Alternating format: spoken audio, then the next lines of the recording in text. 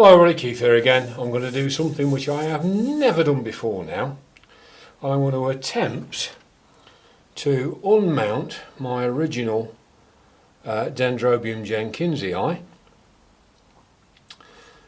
which I received in a plant swap from Teresa Rapper a long time ago now, so a good few years ago now. And I want to try and transfer it onto the smaller of the plastic pieces that I got from Spicesotic Plants the other day, when I showed you the big bulb version, which may or may not be Lindii. We'll see if I can get them to flower. I know this one is definitely jenkinsii because it only produces one or two flowers, and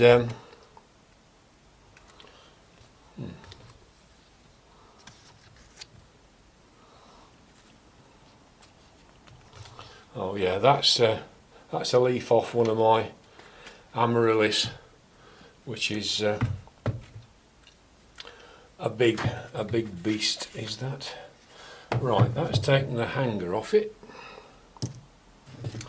I've no idea how well attached it is. I put it on here again. I'm not sure how long ago. I haven't got any fishing line, so I couldn't actually. Oh, it appears to have attached itself fairly well. So that is going to need. See, some of it hasn't. A bit down the bottom hasn't, but there's bits in the middle that have. But it hasn't thrived on this, and I wonder whether that is going to be better. It certainly suits the other one better. So it's going to be an interesting comparison.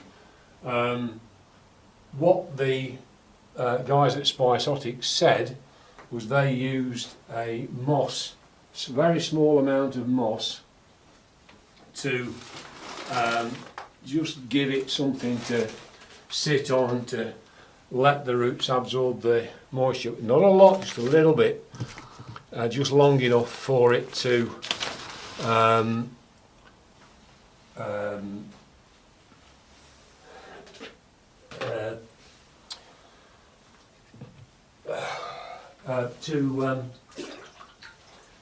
get itself going, and then it kind of just teases off. Now I'm going to do something with this that I don't really recommend. As I say, it's latish in the afternoon now. It's 3:15. It's not warm. The humidity is only 40%, so it's not massive. But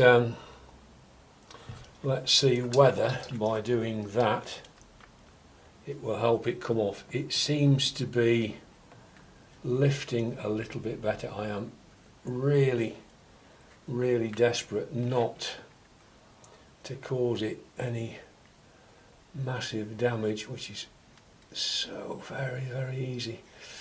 And I find with a lot of orchids, if you are careful and you give it a good soak, whatever the adhesive that the roots secrete is, it's water soluble, you might say. It's water susceptible, perhaps. I don't know how you'd actually sort of talk about it, but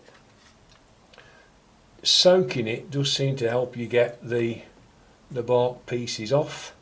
As you can see, it's beginning to lift, and I'm not leaving much by way of roots behind.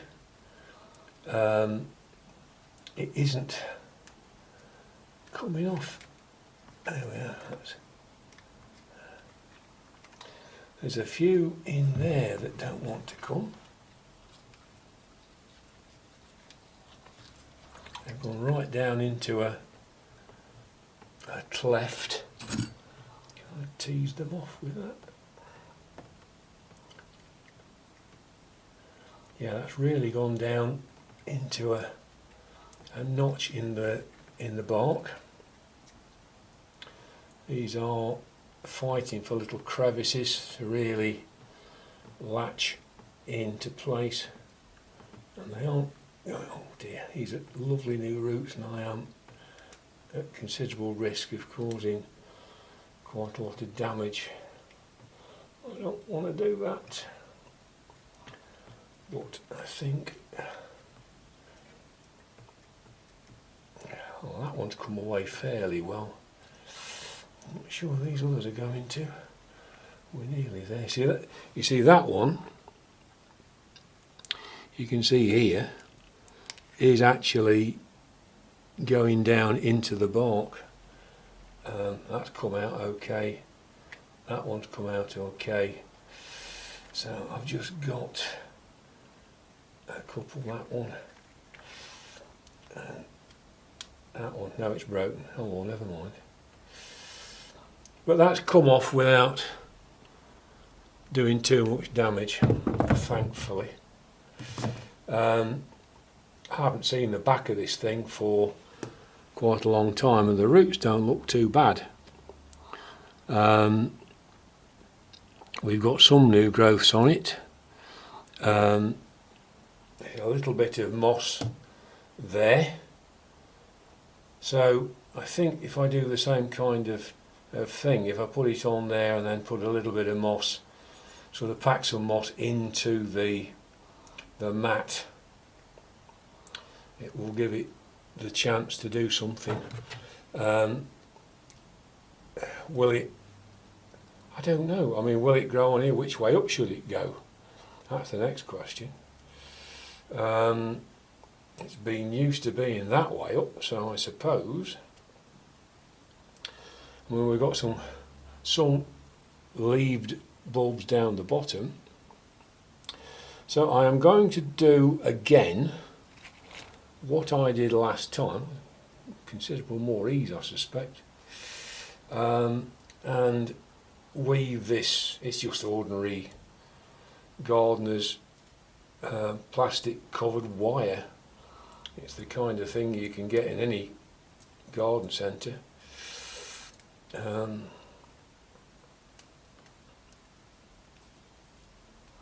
It's not like fishing wire, as I say. I wouldn't be able to do something like this.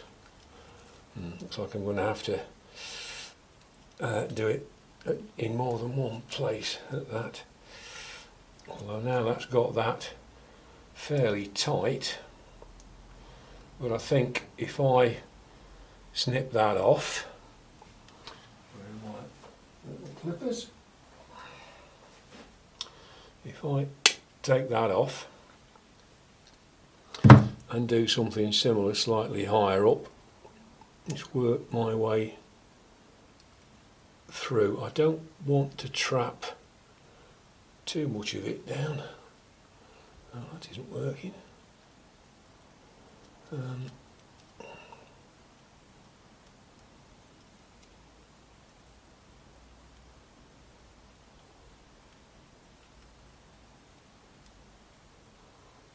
Yeah, I think that will be okay.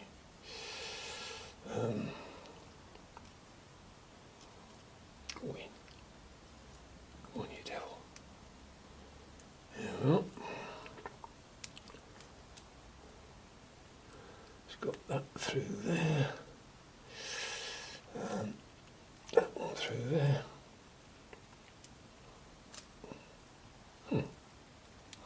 For all my careful fiddling and feeding it through the plant, it still ended up any old wherever it pleased. So anyway, that's got it sort of well gripped to the plant. So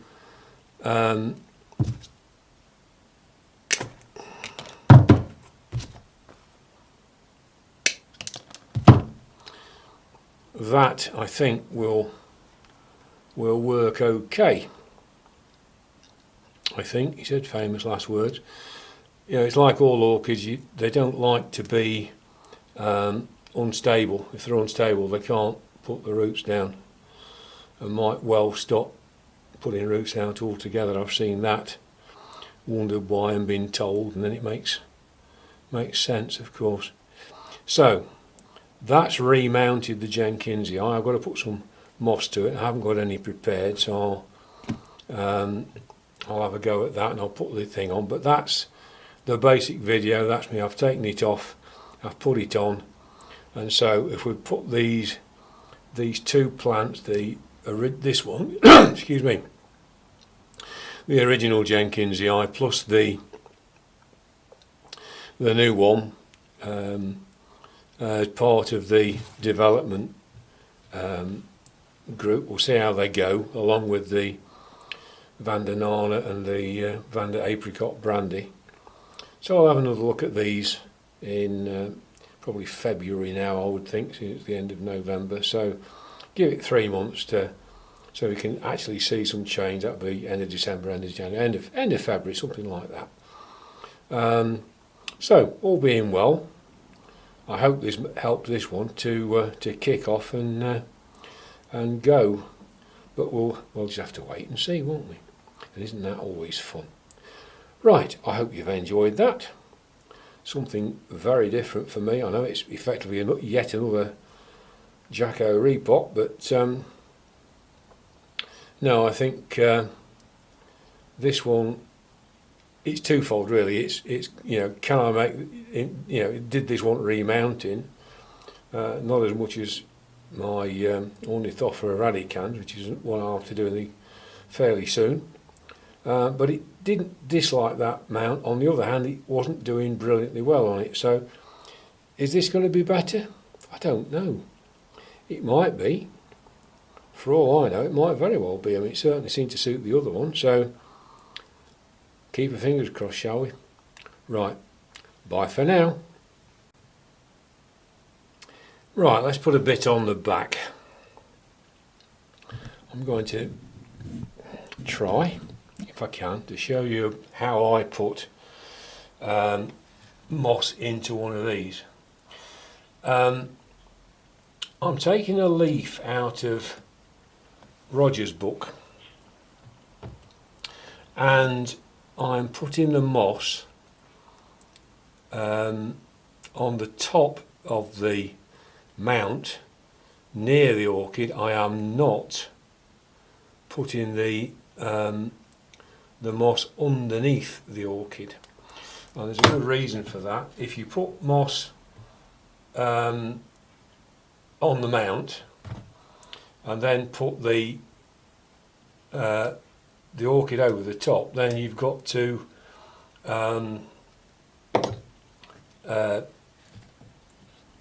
put the if you want to change the moss, unless you're very lucky, you can get at it with a tool of this kind, then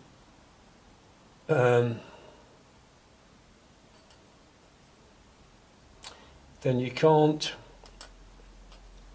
do it without unmounting the orchid, and then of course you're likely to cause yourself, certainly cause the orchid, more problems than a little. So if you put some of your moss around the orchid, rather on your mount, rather than, I say, put it on as a pad and then stick the orchid over the top, it makes it easier to swap without disturbing the rest of the orchid. So you can see there, I hope,